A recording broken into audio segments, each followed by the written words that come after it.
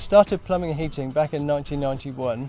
I worked for a local company based in Weymouth. After about 11 years of working with various different companies, I decided I'd acquired enough experience to start up on my own.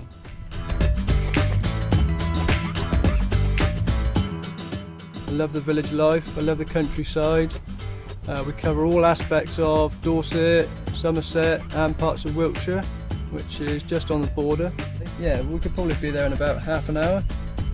Okay, if you want to turn your water off just to make it safe, and we'll see you shortly. Okay, thanks.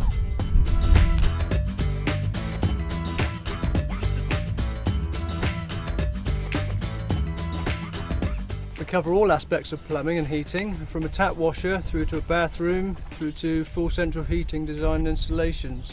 We do boiler upgrades, gas servicing, gas safety certificates. We also do solar powered hot water systems.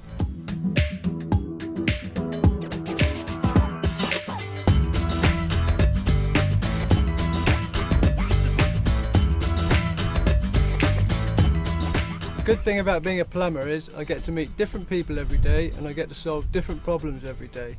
I feel happy at the end of the day that I've done a good quality and professional job.